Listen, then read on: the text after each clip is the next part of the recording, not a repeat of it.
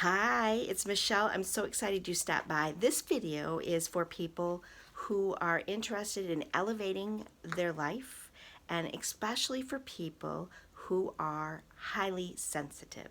So, I've spent a lifetime understanding now that being highly sensitive is actually your superpower.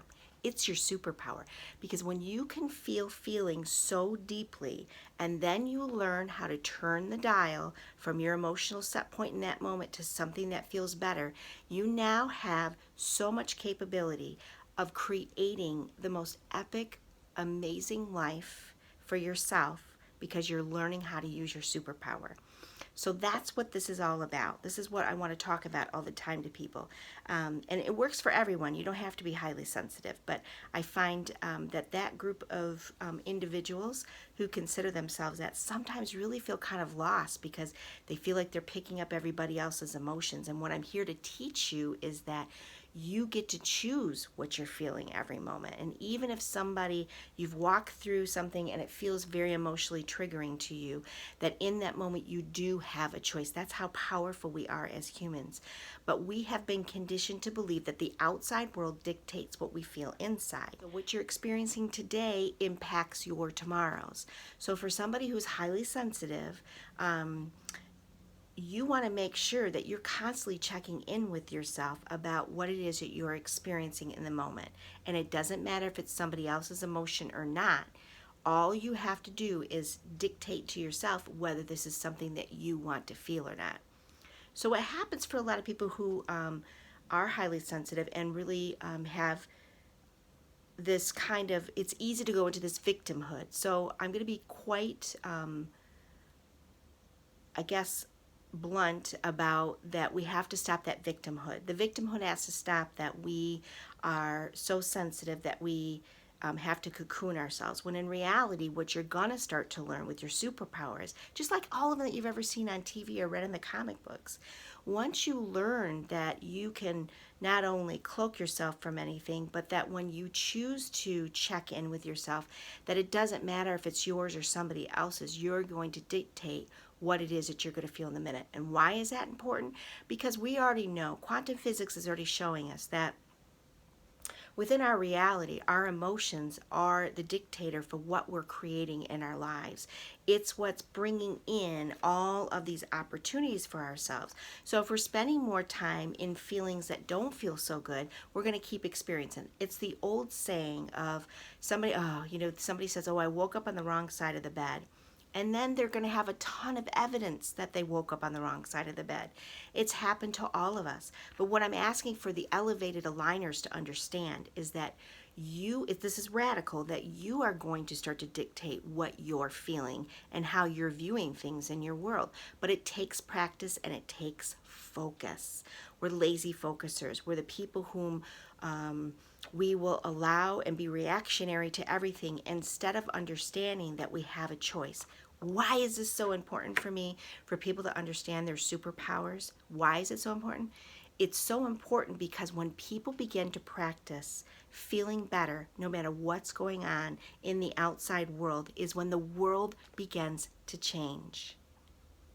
And that, my friends, is part of my mission on this earth. That's when we no longer have people starving, or that we have massive gun shootings, or when we have people living under the poverty line.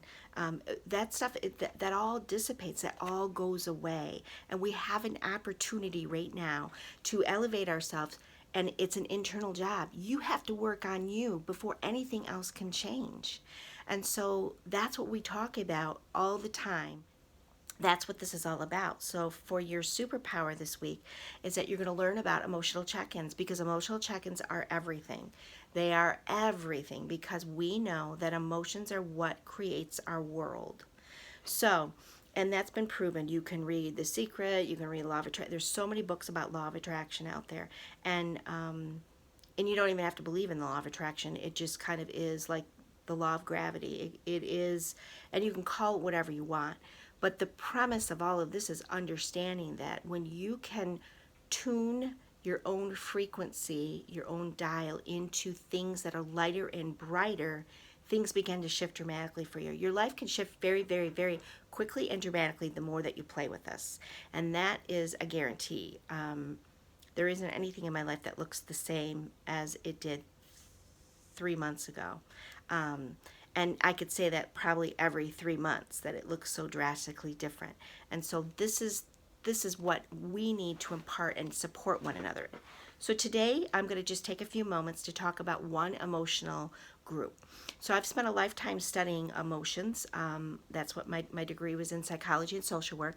And I spent a lifetime working with people and trying to understand how somebody, I was in children's foster care, how, some kids would turn out one way and some kids would turn out the other. And we had that whole debate of, environment versus the DNA. And I kind of have grown past that to understand that it really had to do with the person's emotional set point and where they were at and what they believed for themselves.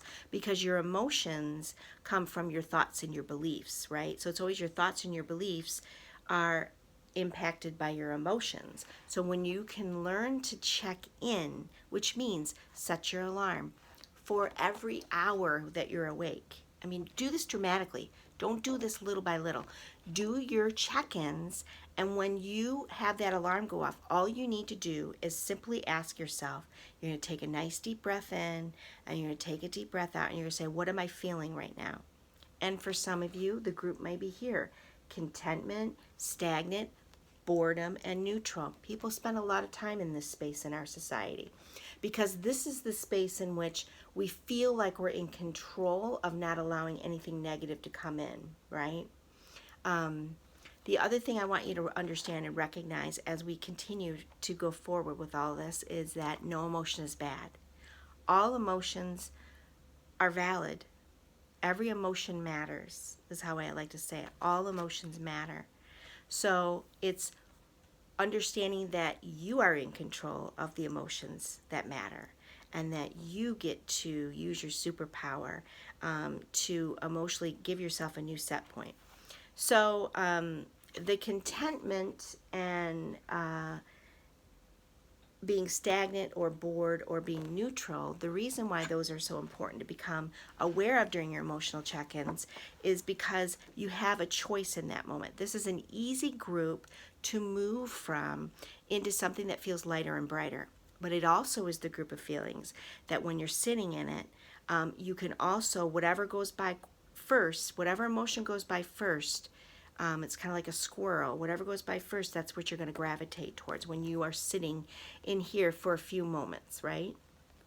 Because if somebody comes up to you, if you're here, somebody comes up to you from the office, let's say, and starts complaining, guess where you're going to go? Most people, unless you're really consciously awake and aware already, you're going to go down that way. If somebody bounds in and they've had an epic story to tell you that's really enlightening and so exciting for yourself, guess where you're going to go? You're either going to go to jealousy because you think you want to feel that way, but you can't because you're sitting here, or you're going to jump in there with them and you're going to feel better, right? So be aware right now of when you're feeling these emotions, because when you're aware that you're feeling these emotions, you're going to start to recognize, wait a minute, Michelle was saying that when I'm in this space, that means whatever walks by me next is probably where I'm going to go. So I'm going to be selective. I'm going to be very selective on how I'm feeling. And for people who really feel emotions deeply, you're going to want to make sure that you're choosing consciously what you want to feel. And you're not going to allow what comes across your plate to dictate how you're going to feel the rest of the day. By the way, you never feel a feeling the entire day. You're in and out of emotions all day long. You just don't realize it yet. That's why the emotional check-ins are really important. And how do I know that? Is because when you're driving to work and somebody cuts you off, you're probably in the pissed off phase of life. And then you pull up and you forget today's payday. And all of a sudden you're like, oh my God, I'm so excited, it's payday. And then you go to the coffee pot and it's empty. And you're like, oh, why am I always the one that makes the coffee? And then you go to your desk and there's a lovely card from a client for you sitting on the desk. And you're like, oh, and you're brought to tears because you're feeling joy. So all day long you're feeling things. But we have these themes that we think our day is, because somebody's going to ask you when you come home or when you go somewhere, well, how was your day? And you're going to tell them a descriptor of what your day has been like. And some people will say, oh, I was bored all day. Today was bored. But in reality, that's not where you're at. That's why the emotional check-ins are important, because you're going to, first of all, take a look at what your theme is. What's your emotional theme for the day? What's my theme? And then you're also going to be doing the beautiful hourly check-ins. And when you do the hourly check-ins, what happens is you become more aware of, wow, I really do have a ton of different feelings all day long. How crazy is that? I didn't realize how much I was invested in what the world is showing me. So it causes you to become more consciously aware. So that's what we're working on in this one. So for this week, that's all I want you to work on, is doing your emotional check-ins without judgment, without saying this is good or bad. Check in and see what you're feeling. And if you can identify where that feeling came from, that's only going to help you as we move forward talking about how it is that we're feeling and how we can change the dial. And that's so critical, because as a highly sensitive person, you're going to start to understand why it is a superpower that you have. Because when you can start to consciously decide how you're going to feel when you go into a family event, how you're going to feel when all the political stuff comes down the rabbit hole through Facebook, when you decide that your emotional set point is more important than what the world is telling you you should be feeling, is when the radical change begins to happen. But the first practice is you got to start becoming consciously awake and aware enough to check in and to see, gosh, what am I feeling? I'm feeling really pissed off right now. And that's how I want you to relate to it. It's just say, You don't need to have a judgment about it, because all emotions matter. That's where you're at in the moment. Done your emotional check-in, then you can ask yourself, how did this come to be? Is this mine? Is this someone else's? Is this something because somebody said something and it's triggered me? Just become aware of where it came from, because more than not, most of the feelings you're feeling are being dictated by the outside world. And that's the other aha I want you to realize, is that after you do these emotional check-ins and you see these aha moments that are happening for you, you're going to start to understand how much you are allowing the world to show you how you should experience it. And that's not what we're here for. We're stronger than that. We just become complacent, and we've become unfocused, and we have forgotten that love and ecstasy and blissfulness is our true state to be in. But in order to feel that way, we have to learn that our emotions are our biggest gift in life. Our emotions are the big, because it is what you will bring into your life. So if your theme is I'm anxious all the time, and remember, that's the theme, that isn't who you are, then you're going to have more opportunities to practice that, because you're owning that theme. Because as the world works, whatever you're focused in on, more will come to you. Like when you're going to buy a car and all of a sudden you start seeing that car everywhere. It's because your focus has changed. It's because that's where you're vibrating at. That's what you're thinking about, and therefore it will come to you in that aspect. So we're looking at changing our themes. What theme would you like to have? For me, it's bliss and ecstasy. I love being in that state. I love it so much that I spend more time just getting to that feeling point. And we'll learn that, and we'll share about that later. But for right now, what is your theme? What would you like your theme to be? And doing your emotional check-ins. Those are great places to start, because you are a superpower of your own life. Get that cape on. My cape has a ton of glitter, and it's just fabulous. All kinds of colors on it, and I change my cape all the time in my mind. What's your cape? What's your superpower? It's your emotions for everyone.